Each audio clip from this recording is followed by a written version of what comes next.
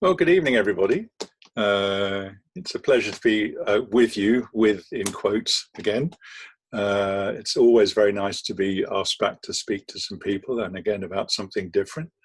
Um, so this evening, I want to talk about probably the most difficult planet for an astronomer from the ground surface of the Earth, and that's Mercury.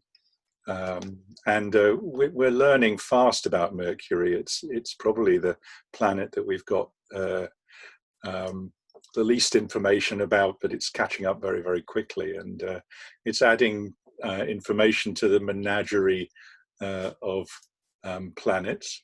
And it's once again it's proving to be interestingly different, and adds to a sort of spectrum of or a that's forming a pattern amongst the planets in the inner solar system. And it's formed in rather extreme environment and circumstances, and that has a lot to say as well. So one of the things for a geologist that Mercury has done, even though it's very moon-like in its appearance and therefore probably rather familiar, is it's caused us to go back to the labs and think again and work again on the kind of chemistry and the physics of it, because actually it turns out that most of the models that we have for the Earth don't work very well. I'll talk a bit about that at the end.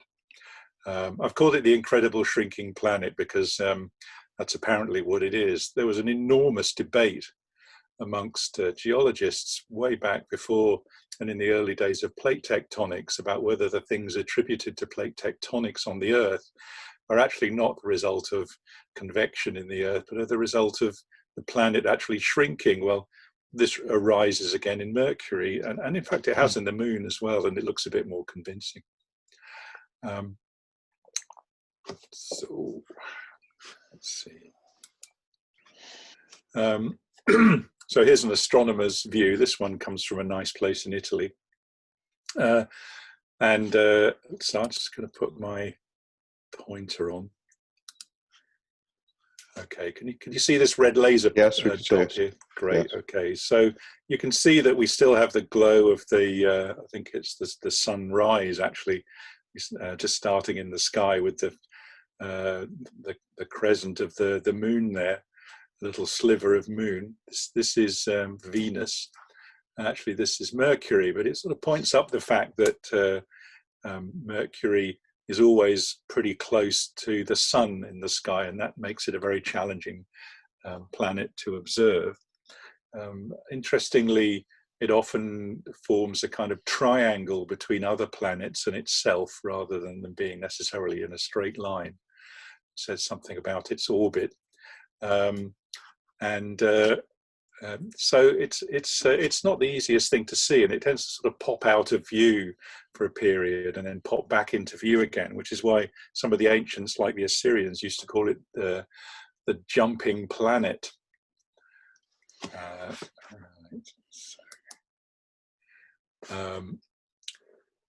So on the edge here, I might need to move you all for a minute. Because your faces are covering up the image that I've got here. So there we go. Yeah, I'll shove you down the bottom there. So the challenge is also because Mercury has a very elliptical orbit compared with the other planets, which you can see in this panel here, I hope. And if I put my pointer on again. So there's the Earth and its orbit, which in this view, it is elliptical, but it's almost circular for this point of view. There's the Sun. There's Mercury at its greatest distance from the Sun at aphelion. And this is another position of Earth, so that's August, and that's April. And so at maximum extension here, the furthest distance, that's likely to be the most favorable time to view it. But unfortunately for us in the Northern Hemisphere, it's not always very favorable, because it may be that Mercury is being lit the wrong way, or it's not fully illuminated. It's often better in April or something like that, when it's actually more behind the sun, so its full face is illuminated and makes it easier to see. and it also depends on the latitude and therefore the angle of the ecliptic with the horizon and how high, therefore, it will rise in the sky before it starts to go down again. So for a viewer from the Earth,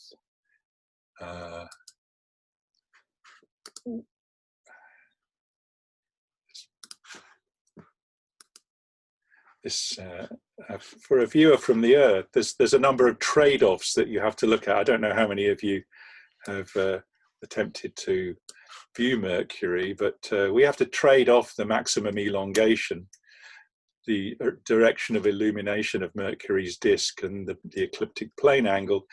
And it often turns out that for observers in the north, if you get maximum elongation in March or April, and you have a nice low horizon and the moon's not too bright and other things, then you might be within a chance of seeing it.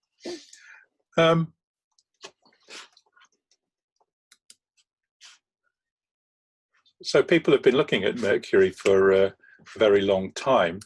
The earliest records come from these Assyrian cuneiform tablets that were produced in about 687 BC, but they seem to have been referring to observations that might have been made 600 years before. And it's remarkable, actually, that they recognize this, and unlike the Greeks with Venus, for example, that they actually recognized that when it was popping about in the sky, they were actually looking at the same thing, the jumping planet. So in spite of the difficulties, people have seen it and recognized it for a long time. And it's often been associated with various gods going back a long, long time. So the Babylonians, if I can get my pointer again, associated Mercury with Nabu here, and a fierce-looking thing with a very splendid beard. And then the Egyptians associate it with Thoth, which was also a moon god, but like we've often found since with Hermes and then Mercury, as the Romans appropriated it, Mercury's been associated with writing, with the sender of messages, and actually also related things like business and trade. It also kind of indirectly lends its name to the days of the week. So for perhaps a rather insignificant feature in the sky, it's become important to us. So Mercury, the Romans used to call the Wednesday that we have, the day of the week, Dies Mercurii, which has gone into French as Mercredi. And then through an association with some of the Celtic gods and messenger gods, it became associated with the Nordic and Germanic gods Wotan or Odin, which of course gives us Wednesday and Onsdag in Swedish and Norwegian. And if you actually go to the Eastern religions, actually their gods associated with Mercury also are associated with that day of the week for some reason, perhaps because of our imperial control over their cultures. So for a little planet that's hard to see, it's had quite a big influence in mythology and our calendar.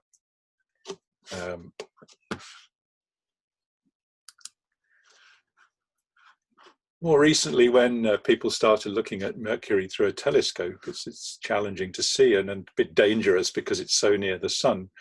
Schiaparelli was an early one who attempted to actually describe some of the features on the surface back in the late 1890s, and he came up with this map here.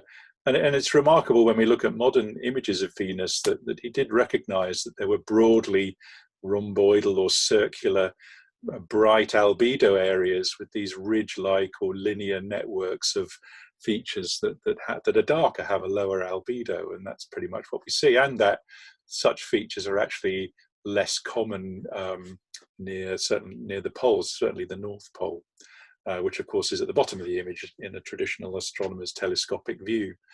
But from those observations, Schiaparelli was also able to propose that Mercury had a synchronous rotation with its orbit, so a day lasted a year. Well, that's proven, or that's been disproved much more recently. Another thing, by looking at the way that features move across the planet's face, is that the rotation axis has a very small tilt. It's almost upright in its orbital plane, and that observation has survived pretty much. So modern observations show, in fact, that Venus has a rather odd coupling between its rotational spin and its orbit, and they work in a ratio of 3 to 2, and for reasons which I certainly don't propose to go into, because first of all it'll blow my brain up, and secondly I don't have time. In fact, this spin to orbit coupling ends up having a day length, or the time between sunrise to sunrise, actually has a ratio to the year of 2 to 1. So in fact, a year is made up of 2 days. Sorry, a day is made up of 2 years. What that means, if you're an observer on the surface of the planet, right, is I'll come back to in a second, but the other thing is that the orbit has the highest ellipticity of the most oval, if you like, orbit of all the terrestrial planets. But if you're sitting on the surface, the sun's path across the sky is rather odd, and goes some way to explaining why the spin and the day length look a bit different in comparison with the orbit, is because sometimes the sun actually reverses its direction in the sky. And that's just because of the complicated relationship between the orbital speed relative and the way that speed varies because of its elliptical orbit. So then we come to just the 2 so far spacecraft that have actually visited Mercury, and they've absolutely transformed our view. So Mariner 10 of the successful Mariner series went to Venus and Mercury in the early 70s, and here we have it.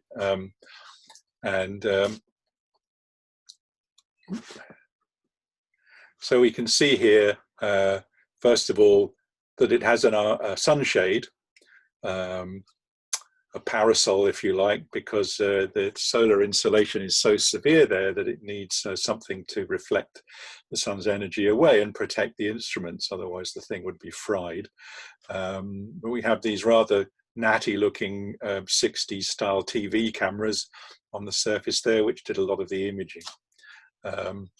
And then we have various instruments for ultraviolet spectrometer for doing atmospheric or exospheric chemistry, charged particle telescope, an ultraviolet spectrometer, again for doing more chemistry, plasma science, which was looking for charged particles related to any magnetosphere that there might have been, and the antennae for transmitting the data, and also doing radio science and tracking the position, which is quite important for working out things like the gravity field and the sort of wobbles of the spacecraft due to variations in gravity.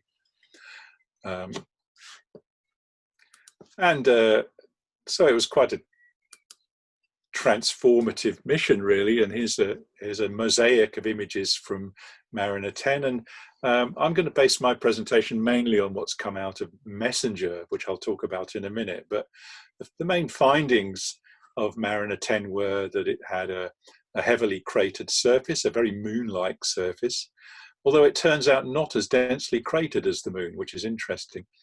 There are large areas which look like impact basins similar to the moon's, but not as dark. And they are, like the moon, much less cratered than a lot of the highlands in between. The surface materials appear to be very rich in very fine dust, perhaps more fine than the moon, and you'd expect that being so near the sun, because the velocities of impactors would be very high there and would tend to pulverize things more efficiently. the whole planet, the average kind of albedo is darker than the Earth's moon, and like I indicated, it's less cratered. So that implies, first of all, that its overall composition, at least of its crust, is a bit different to the moon. Perhaps either the flux of craters has been different, or more likely, it's actually got a younger surface for the most part than the moon has survived, preserves. A very important find is that it has an active magnetic field like the Earth, and unlike some of the other inner planets like Mars. And information from the density and from the wobbles or librations of the planet are that it has a very large metallic core. It has a huge metallic core relative to its total volume. Some people have actually called it the iron planet. In fact, the mantle and the crust are relatively thin because of that. They also found that it has not an atmosphere, but a very tenuous gas of atomic and ionic particles of alkali metals like sodium and potassium, calcium, and of course hydrogen, helium, and oxygen. So vanishingly thin, but nevertheless important, and it exists, and it has something to tell us about the space environment. And there were some tantalizing findings from Mariner 10 about the possibility that there was ice in the polar regions of Mercury. And you might find that startling given its proximity to the sun. But actually, the polar regions in some of the craters are very cold, because even though it may be very hot quite close by with its proximity to the sun, there's nothing to scatter the energy. There's no atmosphere or dust to scatter the heat energy into places where it's not actually directly illuminated. And again, of course, we now understand that that's the case with the moon too. So if we come on to Messenger, which we had to wait a long time for, this is Messenger. So Messenger, of course, is the Hermes or Mercury, the messenger god. And they scrunch the words together like this: Mercury, surface, space, environment, geochemistry, and ranging. I bet they sat down for weeks trying to work that one out. So here it is, again with a big sunshade on it and a splendid array of instruments. And I'll just quickly list them here. So the MDIS down here, in here, where most of the instruments are, is a visual imaging system for surface features and also to measure brightness, darkness, light and shade, and therefore to some extent albedo. The GNRS is gamma ray and neutron spectrometers. These technologies I'm very familiar with from the oil industry, because you use gamma ray and neutron spectrometers down a borehole looking for oil. And in fact, some of the uses are quite similar in a funny sort of way. And so the gamma ray spectrometer is using gamma ray energy from the sun, and the way it interacts with materials on the surface to tell you what the atomic species are that are present there. And the neutron spectrometer is very useful for detecting hydrogen and therefore ice or water, but also we can detect graphite or carbon with it. The X-ray spectrometer, again in this package just down here, is also used for geochemistry through X-ray fluorescence, but it also measures the X-ray flux from the source, the sun, to Mercury and off it again. There's a magnetometer out on that long pole there for measuring the magnetic field strength and the magnetosphere. And then we have a laser altimeter, the MLA, just in here, which bounces a laser beam off the surface of the planet, measures its return time, and we can work out topography, surface features, but we can also use it to very precisely measure the little wobbles of the planet, which actually relate to the fact that there's a lot of liquid slopping around inside it.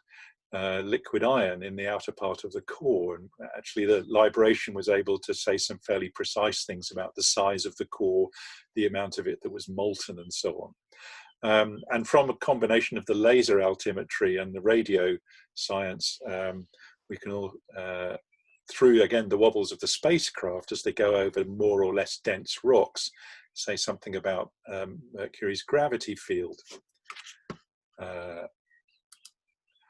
Then we have an atmospheric and surface composition spectrometer, which is a combination of infrared and ultraviolet spectrometers, and they can measure the compositions of exospheric gases, what are the species in there, and also it can make at least a guess at what the actual minerals or the chemical solids that form the surface of the planet, and say something about the rocks and soils at the surface there.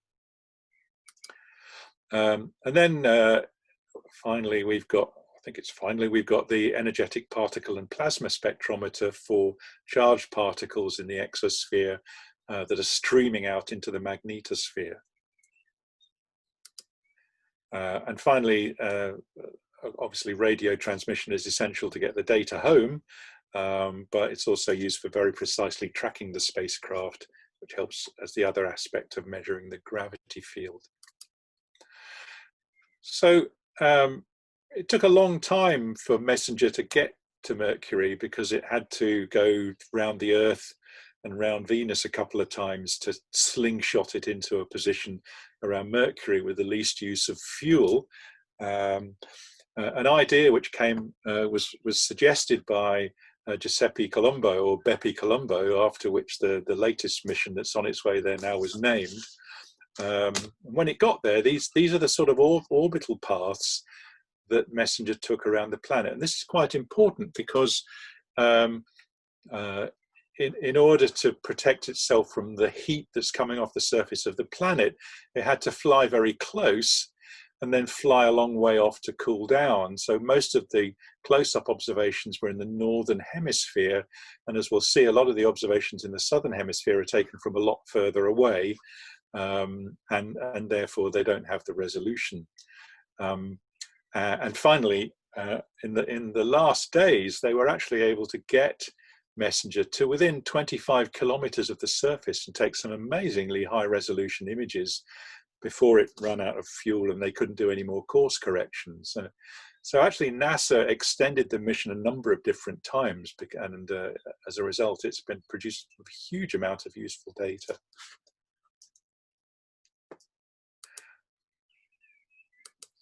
Okay, so if you're familiar with the talks I've given, I've got this preoccupation with producing data tables, but hopefully there's some information which I'll summarize after I finish with this that will help us to understand the planet and contrast it with the Earth. So this is about the orbit, and this is Mercury in this column, and this is Earth. And the orbital period is obviously a lot less than the Earth because it's closer into the Sun. It's 88 days. These basically tell you the shape of the orbit, the semi-major axis, or if you like, the average radius, and the perihelion and aphelion. But basically what they're telling you is that Mercury has a much more eccentric orbit than the Earth does, and it's at times it's quite close to the Sun, and at times it's a lot further away, which tends to vary the heat input to Mercury as it gets further and nearer. Also, its orbit has a different inclination to the general plane of the ecliptic and the Earth's orbit, so it tends to rise above and below the plane of the Earth's orbit there.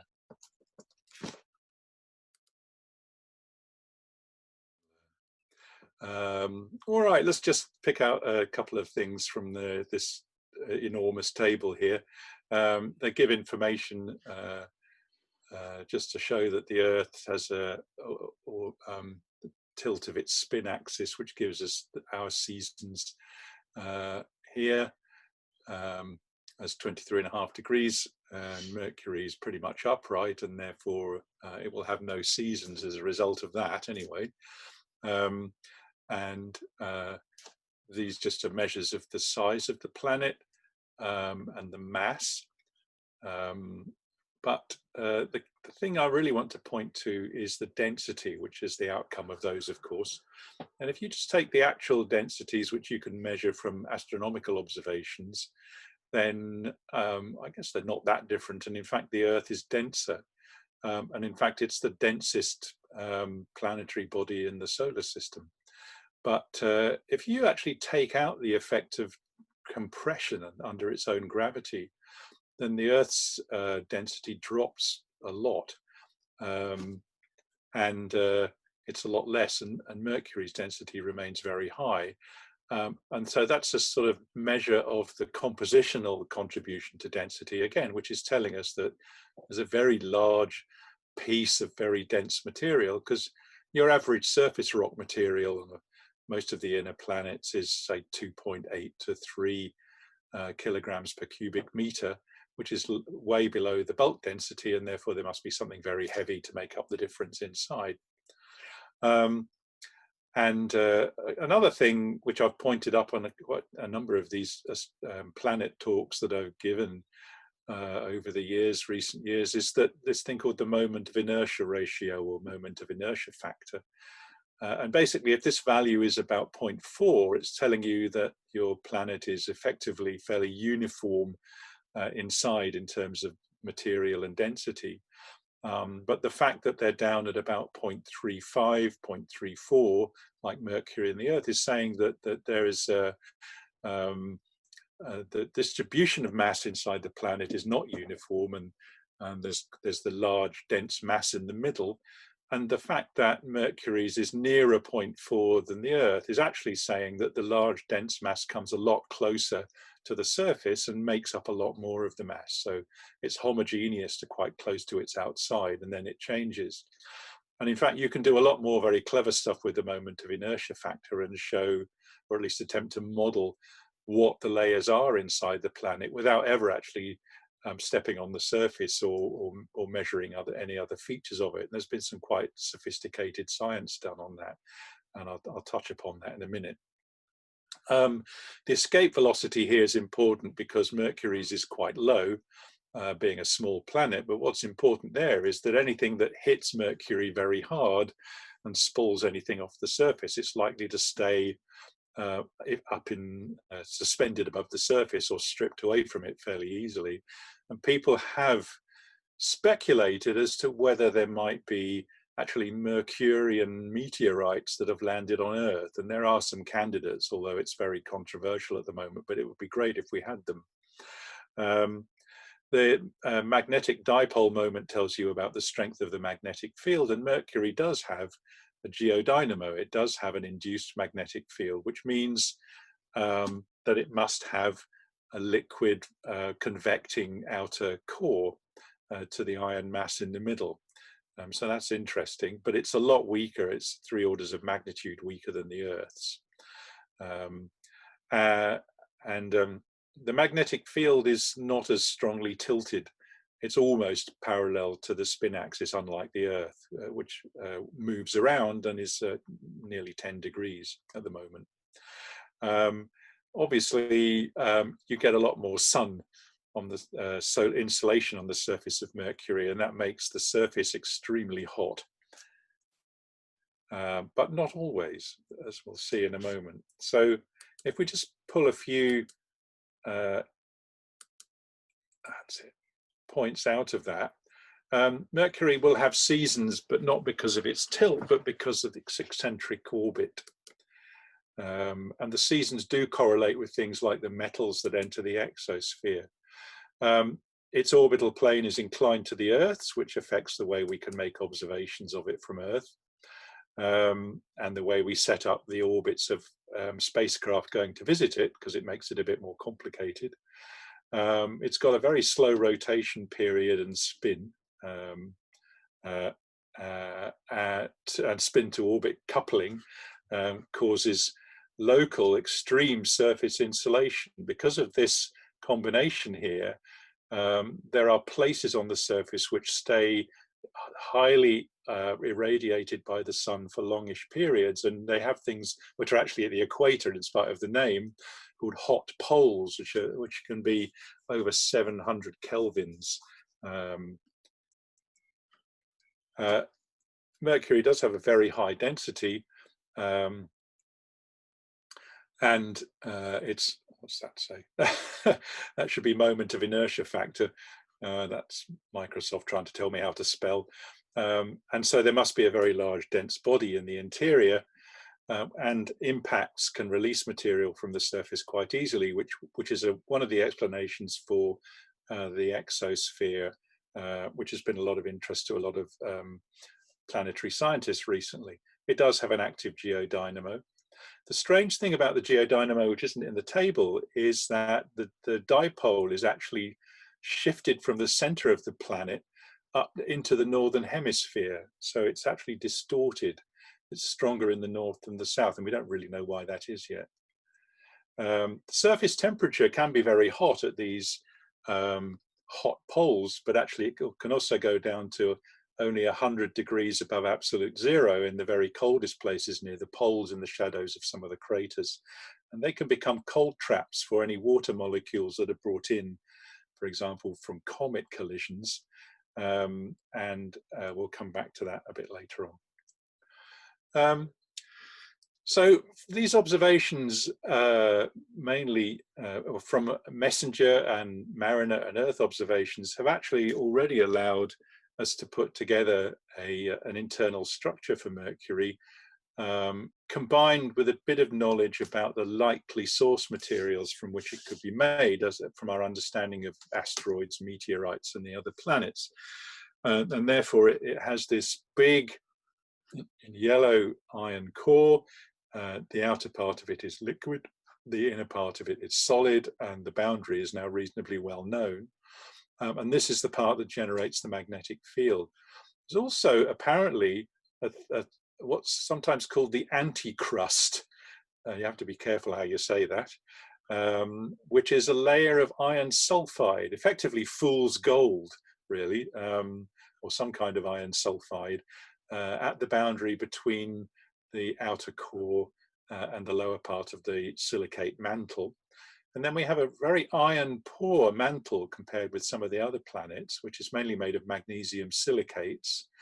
And then there's a crust, which is also rather poor in iron compared with some of the other planets. And one of the reasons for that seems to be that a lot of the iron in Mercury, unlike the other inner planets, has been sequestered into the core, and there's not much left to contribute to the silicate crust here. So that's the understanding of the internal structure, and that will contribute to our understanding of the evolution of the planet. But it's pretty similar in some ways to the other terrestrial planets. So I'm going to give a quick tour around a lot of the features now. It's going to have to be fairly quick. So some of the amazing images that have come out of Messenger have been processed in various ways to try and stretch some of the colors and make them more obvious to the human eye, because otherwise it looks rather monochrome like the moon does, even more than the moon. So this is a stretched color image, and I'm just going to pick out a few areas. So up here, this is called the Caloris plane, or the Caloris basin, one of the most obvious features on the surface of Mercury. And this tends to have a rather brighter color, and there's often a rather reddish color. So these are called high reflectance red plains. And then around it, we often have this kind of annulus, like down here as well, of darker, less reflective or lower albedo material, and they tend to have a slightly bluish tinge, although it's not that obvious here. Some even darker material down here around what's called the Tolstoy basin, low reflectance material just there. So there's something compositional difference going on there. And then we have, like on the moon, we have these ejector blankets and rays, ejector rays coming out, very familiar to observers of the moon. And they're quite bright colored. This is one of the darker ones because it's near the limb here. But you can see other ones over here, here, and all the way up here. and their brightness tells you that they're quite young relative to the rest of the planet. They haven't undergone a lot of so-called space weathering that tends to darken them up. And then we have these distinctive craters with peaks in the middle. The smaller ones tend to have a small ring or a single peak in the middle. The larger ones tend to have beautiful rings in them, which are often rather bright colored, strangely. Peak ring craters or impact basins. What they've done, though, with the data from Mercury, the camera data, is to do some clever calculations with computers and image analyzers that really brings out the differences in color. And these are entirely artificial colors, but they really stretch the colors and they emphasize certain colors more easily to the human eye. I think I can make this spin around like this. So there's Caloris there. Here are some of the ejector basins. There's another annulus there. The other side of the planet, which we can see here, has a lot more dark blue material, which tends to be more heavily cratered. And up near the North Polar boreal region up there, you'll see that there's a lot more of this pale orangey red material, which also tends to be smoother. It's a bit like Mars in a way. It's got this kind of bald, smooth pate to it. And again, we'll see the significance of that in a little while. If we have a look at the altimeter data, there's the scale on the right there from the geoid as a sort of average altitude. We go from a range of elevations that's nearly 10,000 meters, which is similar to that on Earth, in fact, although on a much smaller planet. And you can see that the browns, the yellows, and the reds are high ground, and the blues and the dark blues are low ground. And like the moon, it's dominated by these circular features. The larger circular features tend to clump together to make more extensive areas of low ground, low-lying plains that are less cratered.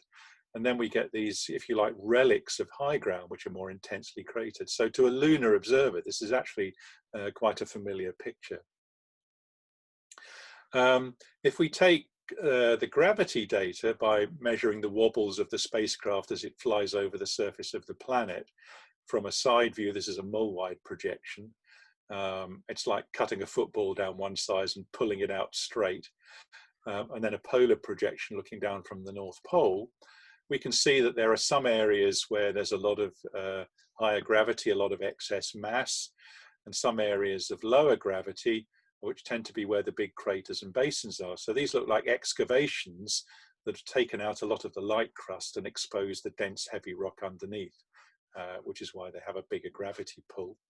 And if you combine that with the ground surface topography, then you can work out the thickness of the crust. And without going into too much detail, you'll see that the crust tends to be thin where it's been excavated by big impacts, like here, Caloris over, I think, over here now. There are some areas of highlands just in here where the crust tends to be thicker. So again, there's the thing that we find on a lot of the planets is that the crustal thickness compensates the altitude, and where the ground surface is higher, we tend to have thicker crust supporting it underneath. But again, we've got this relatively thin area with smoother ground up near the North Pole there. And the average is actually about 35 kilometers, which is not that different to continental crust on the Earth. It's quite a thick crust for such a small planet. If we have a look now at elevation, these funny lines here are just artifacts where the image strips are stitched together. And the quality of the observations is poorer in the south, where the orbiter is having to image from further away with the laser. But we can see a lot of detail in this northern part here. And again, we see the big circular, faint, large circular structures like Caloris, Bud, Sobku here, Goethe up right on the North Pole there, Rachmaninoff. You begin to see the artistic names here, Rodin, Wren, Vivaldi over here. So these are big impact basin structures scattered around. And they tend, like the moon, to correspond to big areas of larger gravitational attractions. So again, we see that Caloris here has a mass concentration with the red indicating a higher gravitational attraction, and the same with the Subku basin area over here. So this again is very moon-like. And again, you can see with the topography here in the light and shade that you get this mountainous ridge around the outside of the impact basin there. So huge impact very early in the history of the planet that's left its mark by thinning out the crust and exposing the denser interior. If we have a look at some of these impact structures now, this Rachmaninoff's a beautiful one with this inner ring structure and outer terraced rim of mountains, very much like Mare Orientalis or so on the moon there, but with these very flat plains in the interior, which look like they've been filled with a liquid that's solidified. And this will either be impact melt, or it will be filled later with lava. Again, a bit like the Lunar Maria, but a rather higher albedo. And we can also see this radial patterning here, a combination of the huge ejector blanket and the sculpting of the terrain as the ejector blasts out and scours the surrounding landscape. And we tend to get this ring of secondary craters from stuff that's been blown out ballistically and come down and thumped into the surface. If we have a look at now the Caloris again, and we ignore some of the younger features like these young dark blue and bright craters, and we can see this outline here and these less cratered plains. And as we'll see later, they are in fact lavas, which are a lot younger than the surrounding heavily cratered surfaces. So it's got this kind of moon-like appearance to it. If we look on the opposite side of the planet to Caloris, we find what's often called this chaotic terrain, or hilly and lineated terrain. This is a few 100 kilometers across. It seems some people think that this is a result of the focusing of the shock wave from Caloris's impact, basically smashing up and breaking up the exterior of the planet on the far side. Although some people are starting to query that now, and they think that actually volatiles and the gas release has got a lot to do with creating these landscapes. But they do seem to break up and disturb some of the older craters in the area. So something pretty drastic's happened here, antipolar to the big Caloris impact basin. Let's see if we can do this. I'm going to take you on a flyover of a few features. First one is there's lots of craters, and very often the craters have a dark, remember that's a hole to adjust your eyes, and that's a peak in the middle. So we see a lot of these single peak craters, and some of the big ones have got these scarps across the middle which seem to break the edges, and that actually continues off down here and across there. And there's another one here. So if we go across and pick a few things up as we go, there's more of these peaked craters here. And you can see we've got this reddish terrain here. Here's a crater that's been broken in half by a tectonic feature, and the terrain's becoming darker and bluer. So we've got a compositional change in the surface here. This crater has hit the edge of that one, and there's a big collapse of material from this into that one, ejector blanket gone into it. And there's a fairly young crater here with peaks in the middle. And here we have a crater that seems to have hit the edge of a plains area where it's met some more mountainous older terrain there. And this crater here has a sort of splash of ejecta, which is really dark near the edge of it. And it's thought at the moment that that might actually be quite rich in graphite or carbon. And then we come to the edge of another big impact basin. You can just see the inner ring there, and then faintly the outer side of the basin. So we explore some of these features in a bit more detail. This is Brahms, and classic features that you tend to see on Venus and the Moon and Mars, these beautiful collapsed terraced rims, impact melt fill, and a rebound peak in the middle there. And some of these peaks, I'm not sure if this is exactly the same one. This one's about a kilometre high.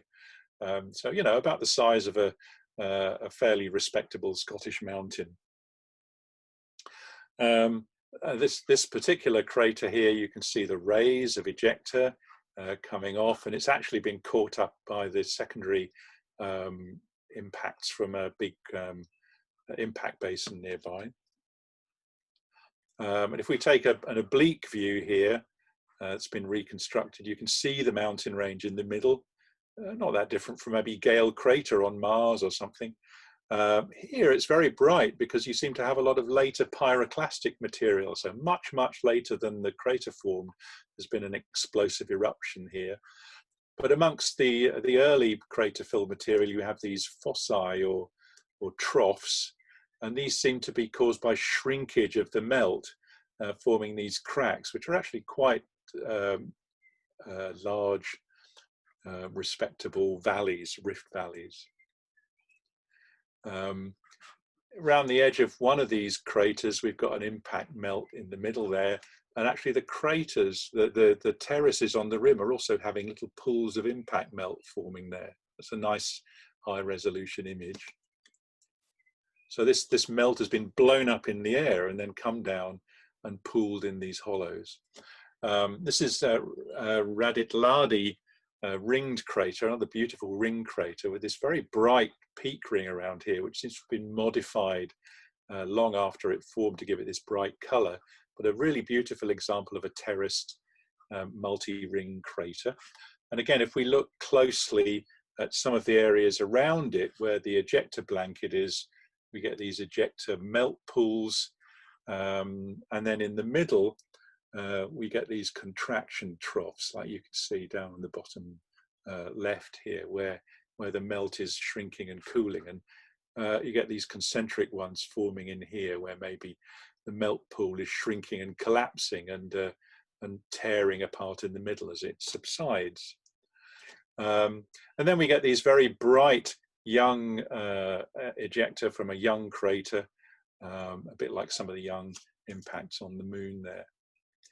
And these ejecta rays have not been around long enough to have been weathered and darkened by the solar wind and micrometeorite impacts. Sometimes you get the opposite though, you get a splash of ejecta that's very dark, like the crater has been burrowing down and excavating dark material from underneath the lighter surface materials here. So that's actually a sort of natural drill hole that's telling us something about what's sitting underneath these smooth plains materials. And sometimes the excavation is actually the uplift of the rim rather than the ejecta, and it's exposing material that's been literally pushed up from underneath there. This one's a bit odd because it's also got some very bright material in, which is full of little hollows, and I'll talk about that in a little while. That's something a bit different and much younger. So there's something underneath these volcanic plains, these smooth plains, that's much darker. And that tells us something about a difference in composition with depth. Now, some of the craters like this one have been, the peak in the middle isn't there, and it's been filled up, and there's too much stuff in here to be impact melt. So this is probably volcanic. It's probably lava, rather like mare lava on the Moon that's filled the crater in. And occasionally, if we see beautiful things like this, now you might think you were looking at Mars here, because there's a lava-filled crater with a channel that's emptying this one, and it's filling this ringed crater here, and actually partly obliterating the peak ring in the middle of it. And we get these streamlined valleys here, which look like the water erosion features on Mars, but actually this is erosion by very, very hot lava. And that's tens of kilometers across. So this is Angkor Vallis. And if we look down here on the right, we can see that there's an old crater which the fluid has gone past, and it's formed levees or wings on this pre-existing feature, streamlined features there. So a very large volume of melt has come out of here, flowed through this gap, and filled this crater up here. And that's thought to be very fluid, extremely hot lava from a big eruption. If we take an elevation image of the North Polar region, we can see that we get these smooth boreal plains, and then we get these more cratered highlands. And and just occasionally we see these little lips like this one here and this one. And I think there's another one I can show you in a minute. Oh, that's just there. And these are ghost craters. So they're craters that have been completely engulfed by lava. They look a bit like some of the things on the polar region of Mars, in fact, sort of hidden craters. And if we look from a slightly different point of view, you can see that this smooth material is embaying an old crater and flooding across from here. And we're also getting a lot of wrinkle ridges forming where the lava's buckling up as it settles and moves. Sometimes we seem to be getting material flooding from crater to crater. And you'll see that this is much less intensely cratered than this terrain here around it. So this is a very old terrain, and this hasn't had time to accumulate as many large craters, and this is a much younger terrain. So it's beginning to look like vast areas of Mercury have been repaved, flooded over by a late crust forming event, a bit like Venus, although probably a bit older than that. So here are some infilled craters. These are called pie crust fills because they've got these troughs in, and that's a result of contraction and cooling and cracking, a bit like a bread crust, right up on the North Pole. So that's been flooded, and here's another ghost crater there, and there's lots of wrinkle ridges in this sheet of what would have been very hot fluid lava that was cooling and buckling as it solidified. Occasionally we get other volcanic features. So this is the Pantheon fossae in the Caloris Basin. This is actually an impact crater that happens to have hit the peak of a volcano. But these features here are not related to that. These radial valleys are huge cracks that have formed because there was a blob of magma underneath it pushing up, and it's fractured it. So it's a bit like a sharp point or a bullet hitting a plane of glass and causing radial fractures around the impact point there. These are similar to the features that you see on some volcanoes on Earth.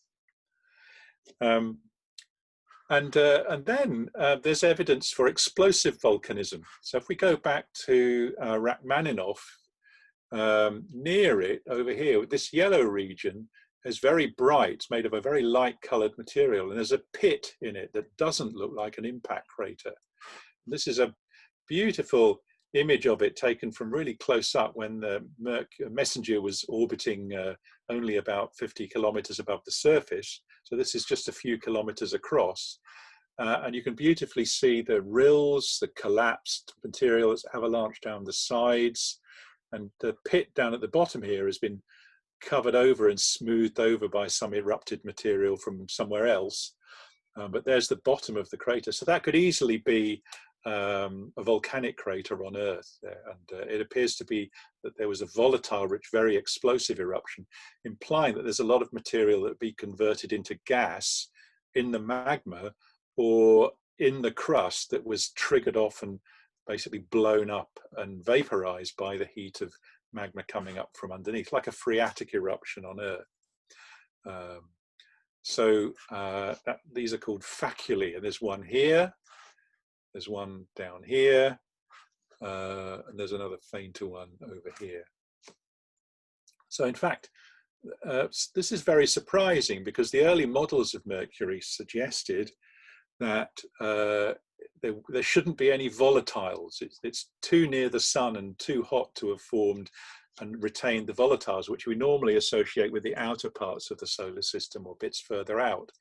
And yet there's evidence here that this must be a volatile rich planet, and that's some explanation needed for that. Here's an image of Io, a moon of Jupiter, and this is probably what the eruption plume from these things would have looked like on Mercury. Purely ballistic. There's no atmosphere to disturb it. The stuff goes up, takes a ballistic pathway, and comes down and forms these rather symmetrical pyroclastic blankets around the pit. And then the last of these kind of landforms related to volatiles, we're not sure if these are volcanic or not. They're very odd. They almost look like the surface has been etched or corroded. And these are very close-up images. So these are called hollows. They're very bright, they're very young, they have hardly any craters on them at all. They may in fact still be forming. And they look a bit like the sort of Swiss cheese terrain that you get in the polar regions of Mars.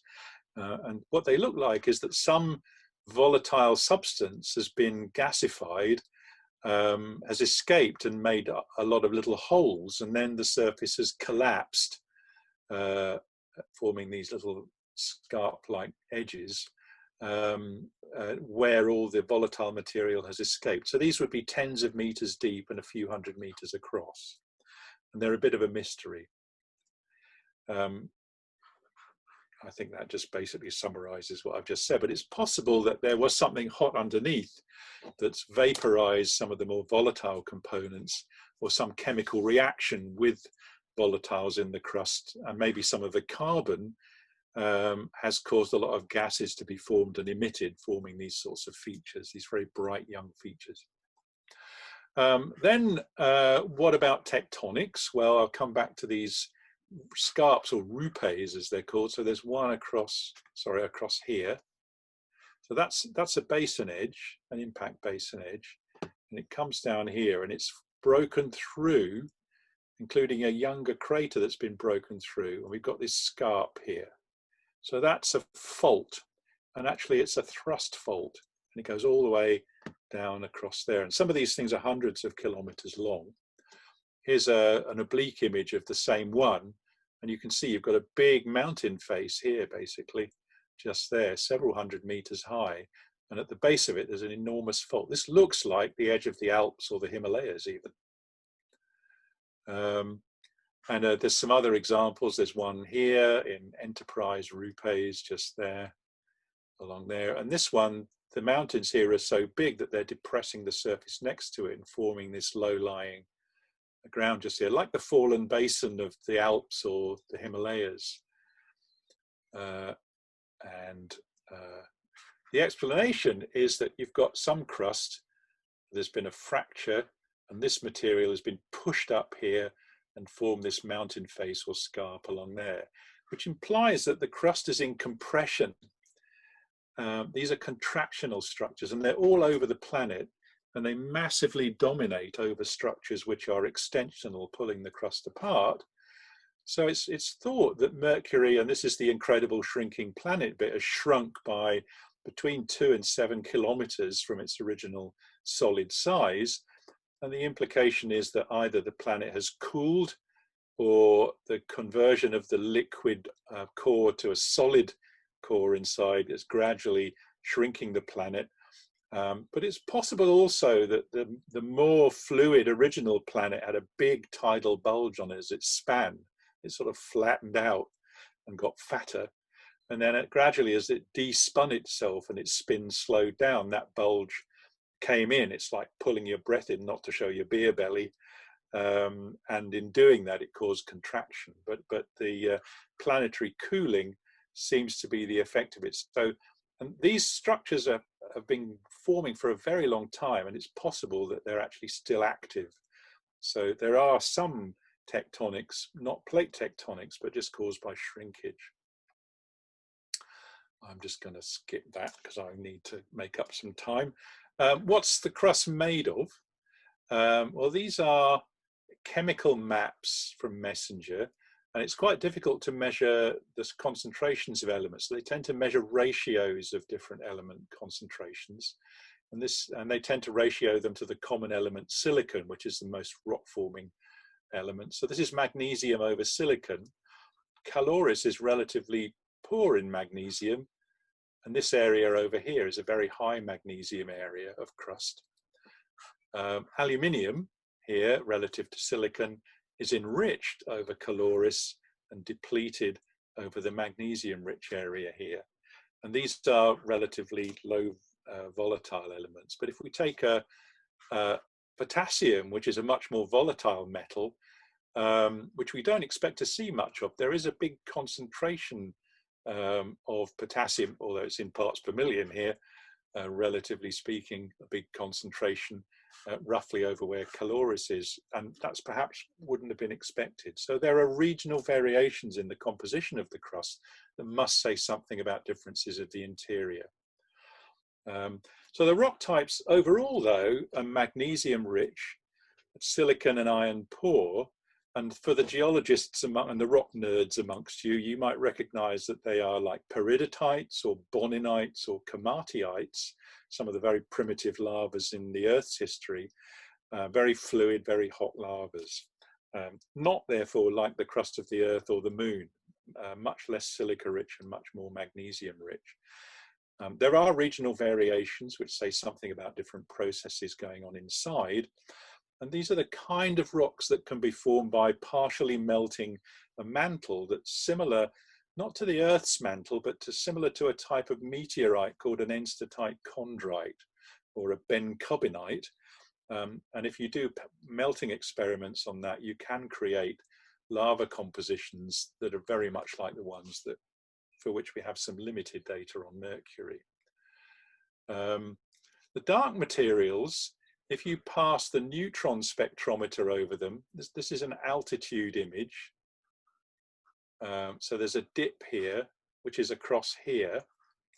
And you look at the neutron counts, just over this dark area here in the lowest ground, you get a higher than kind of the trend of neutrons, and that seems to suggest that these dark areas are rich in graphite or crystalline carbon. And it's thought that actually Mercury's original crust was made of graphite. It's like a giant pencil, and that's been buried by all these later lavas, but in places where that's been excavated or not flooded, it shows up. So some of the darker blue areas might be graphite. This is a heat map, or a map of the intensity of solar insolation, and all the hot colors are hot and all the blue colors are cold. And in the South Polar region, we get these craters which are very, very cold. They have very little solar insolation at all. This may never have been illuminated by the sun for billions of years. And if we can now show that in red here with a view of the South Polar region. And the yellow is where Earth telescopes have identified radar bright areas which indicate water ice.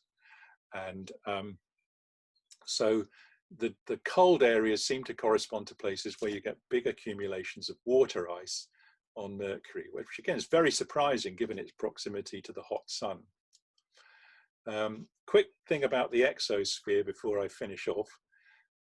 So this is an image of calcium in the exosphere that's a combination of messenger data collection and some clever computer modeling. And it's showing that the calcium is being swept out in the solar wind and the magnetic field. And we have this concentration here, which is partly because of the planet's spin. And it tends to concentrate near the dawn divider here, rather than the dusk one. And where's all that stuff coming from? It seems to be spalling off the surface. And that's because it often has its highest appearance when Mercury goes through the tail of some cometary debris. I think is it Encke or something? I forgot the name, sorry. And there's the orbit of Mercury. And every time it goes through this, it gets a lot of micrometeorite impacts with spall and vaporize, and certain elements like calcium, sodium, potassium, oxygen are thrown up into the air because of the low escape velocity and then swept out in the magnetic and the solar winds. So part of this very, very thin atmosphere or exosphere actually contains not the normal things we're used to like oxygen and carbon and hydrogen, in addition to those, we find metals in the atmosphere that are being spalled off the surface. And this is one possible explanation for that. So finally, let's have a look at the origins of Mercury as we understand it. And I'm going to take a geochemist view because that's what I am. But quickly, some chemical elements tend to have affinities for other very common ones. So these elements here, including some metals, are known as volatile elements in the solar system. And they tend to be the ones that form atmospheres or exospheres. So they tend to want to become gases, especially at relatively high temperatures. Then we have the rock-loving or lithophile ones that often combine with oxygen and therefore silicates, rock-forming minerals, which are silicon-oxygen mixes. So aluminium, magnesium, calcium, the common rock-forming elements here. And also these volatile ones are also lithophiles in some cases. And they tend to be the ones that form rocks, mantles or crusts. Then we have the chalcophile elements, which literally means copper loving, but actually in reality means sulfur loving. And these tend to be things like copper. Iron can behave like this too, and then nickel and lead and zinc and lots of other ones. And they tend to form ore deposits, which is not much to do with Mercury yet. But they also do tend to go into planetary iron cores.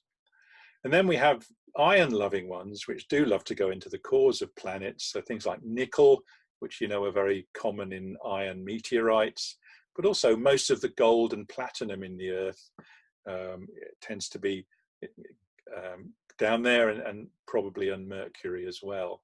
So these are siderophiles, and they tend to be sequestered into planetary iron cores. Now this scheme is very well known to geologists, and it's been developed mainly to explain the Earth and works quite well in planets like Venus and Mars, but it doesn't work very well in Mercury, which seems to lack oxygen and have lots of metallic iron. So some elements that would normally be lithophile or volatile start to become siderophile or chalcophile. They start to like being in the core, and that's where they tend to end up and are depleted, which is one explanation of what we see. And also this lack of oxygen, this chemically reducing or non-oxidizing conditions, actually turn silicon into an iron-loving element, which you'd be familiar with if you know anything about iron smelting in the steel industry. And so it tends to go into the core. And actually, Mercury seems to have a very silicon-rich core. Sulfur does the opposite, though. It becomes more lithophile rather than siderophile, and tends to enter silicate magmas. And that's probably why the crust of Mercury is volatile rich and sulfur rich, because originally it enters sulfides.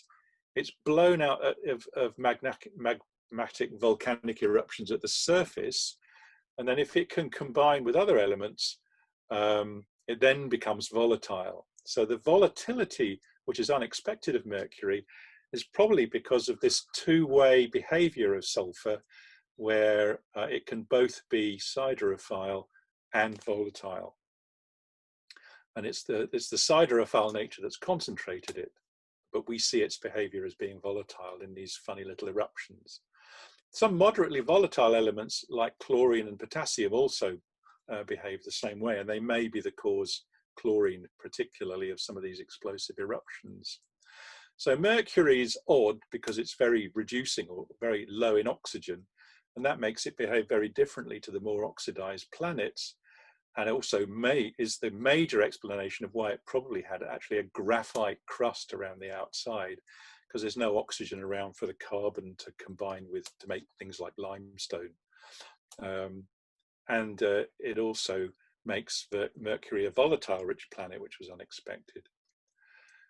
So the two theories for the origin of Mercury, one is that in the solar nebula, all of the iron and the dense metals went into the middle, and the solar wind and kind of, if you like, distillation-like processes pushed all of the light stuff, the oxygen, silicon, away out to our region of the solar system.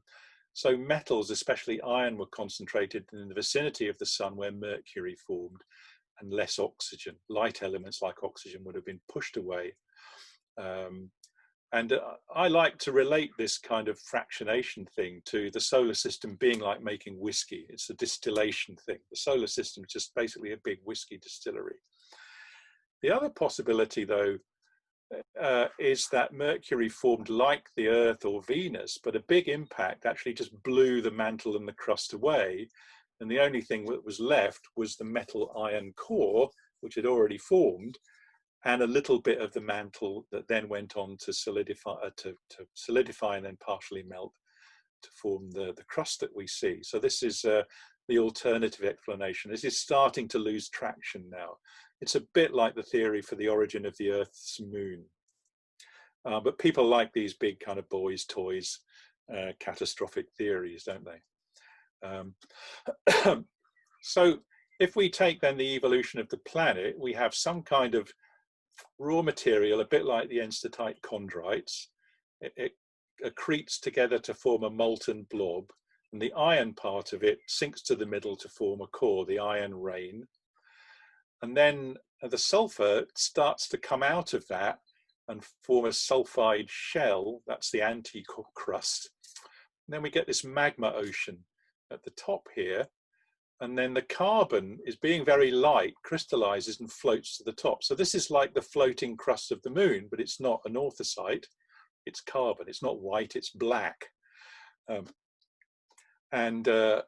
The crystals in the magma ocean sink and gradually fill it up to make a mantle made of some sort of peridotite-like rock.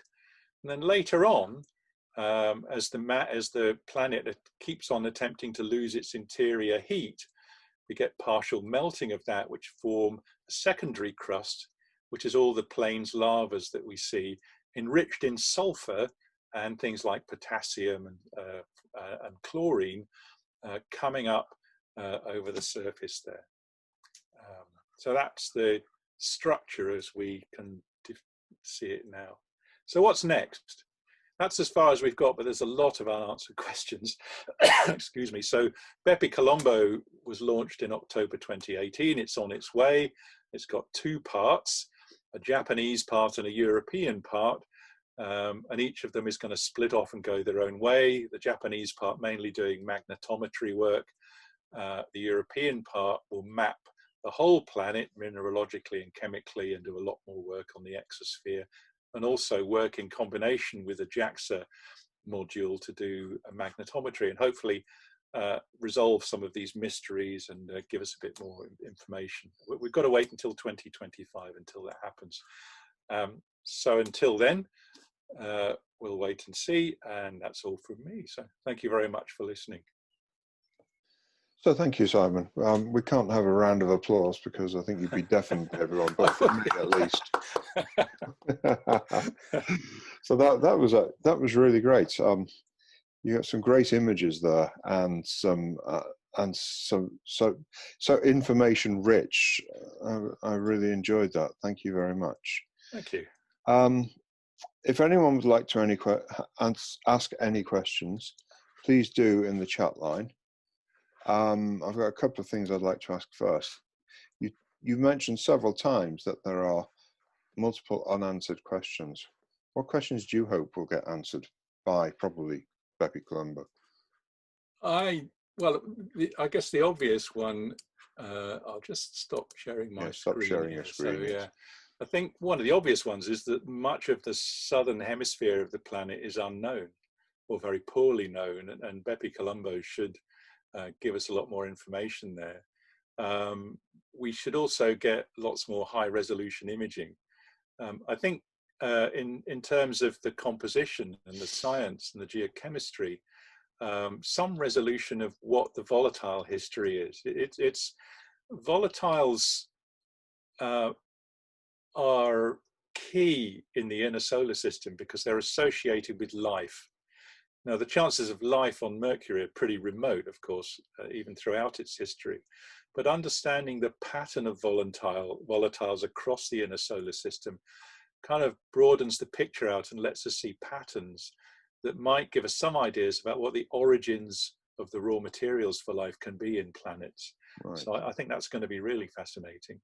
And then if we can get more detailed geochemistry and we can get some good quantitative chemistry, we can say a lot more about the kind of stuff that I do on Earth to do with the chemistry of igneous rocks, that kind of thing. So they would be my favorites, yeah. One other question before I open it to other people. I'm intrigued to know how you can possibly say there is an iron sulfide layer there with any degree of certainty. Okay. The first thing is that if you take the moment of inertia ratio, there are lots of possibilities for what that means as regards the interior of the planet. There are thousands of combinations of different kinds of internal layers that there might be. But what some people have done is basically get a computer to crank out literally thousands of different combinations of layers and then see how well they fit to the actual moment of inertia ratio. And some of the ones that give the best fits to those data are the ones that have an iron sulfide layer in them. So that's one thing. Another one is a geochemical argument, which suggests, given the richness of sulfur that we see in the surface rocks, but also in likely types of meteorite that could be the raw materials, that if you have a silicon-rich iron core, that tends to help expel the sulfur. And as the core solidifies, it expels the sulfur into the molten part, and then it saturates, and then the sulfur, after it's saturated, reacts with the iron to make iron sulfide, and the iron sulfide will then float up to the top of the outer core, because sulfides are less dense than the iron metal, and they then bump up against the bottom of the mantle and accumulate there. So there's a theoretical reason, and there's a kind of cosmophysical, astrophysical reason. Okay. But don't ask me to explain or understand how they do the modelling. Well, next time you visit, perhaps you could report back. Yeah. Mercury, Okay. we have a question from Julian Gibson. You mentioned a phreatic eruption. Can you explain that, please? And also, you said that Earth's density is greater than its uncompressed density. Does this suggest the Earth is compressible? I thought it was sufficiently solid to not compress. Okay, I'll take the second one first. Yes, yeah. Yes, the Earth is made of compressible solids, especially the mantle, and that compressibility is actually quite well understood. So it's to do with understanding the equations of state for these solids, which there's a lot of experimental data on. So yes, the Earth is compressible to a small extent. I mean, it's a fraction of a percent. A phreatic eruption is an eruption where the heat of the magma heats up. On the Earth, it would be water mainly that it encounters as it comes near the surface. So you've got a big blob of hot magma, and basically it comes up from below and hits the groundwater, and it boils it instantly. Most of these magmas are at 1,1300 degrees Celsius. So you get catastrophic instant boiling of the water, and the expansion of that water vapor then simply blows apart the rocks above it, and actually it then bullies its way up to the surface, and helps the magma escape. So the big eruptions in Iceland, where the magma comes up underneath an ice cap and melts the ice cap, and the one that caused all the disruption a few years ago, that's called a glaciophryatic eruption, but it's the same kind of thing. Now, on Mercury, there wouldn't be water ice in most of the areas where this is happening. There's going to be some other kind of volatile material, and we don't really know what that is, but it's likely to be rich in sulfur. So it could be sulfur dioxide, sulfur vapor, it could be some chlorine compound, something a bit weird, which we hope Bepi Colombo will sort out. But nevertheless, the principle is similar, that you've got something which is a solid, but it's potentially volatile at higher temperatures. As soon as something hot hits it, it explodes. Right, So thank that's a hermophreatic eruption. I just made that up. Very good, very Yeah. good. One other question from Christina Green. If the old Mercury was hit by another large object in its formation, which is one of the theories you mentioned, then where did all of the ejecta go? Ooh, well, this is where I have to admit that I'm a bit of an imposter here, because the person who really knows all about Mercury is Dave Rothery, who's one of the chief scientists in charge of the Bepi Colombo mission. You may have had him speak to you, for all I know. He's a planetary scientist at the Open University. Right. And in this book, which is a great read, it's really accessible. It's called Planet Mercury, From Pale Pink Dot to Dynamic World. Recommend it. He suggests that all the stuff that was blown off actually formed either Venus or the Earth. Right. Now, whether that ejecta from that matches the isotopic or chemical compositions of those two, I'm not so sure about, but there's plenty of other stuff that it could have mixed with on the way. So one possibility is that it just became the dust that is circulating around the sun now. And a few months ago, somebody discovered a new dust ring around the sun at the orbit of Mercury. So it may be just passing through its own debris. Right. And there's another one around Venus apparently too, which is interesting. So these are like giant Saturn rings, but around the sun.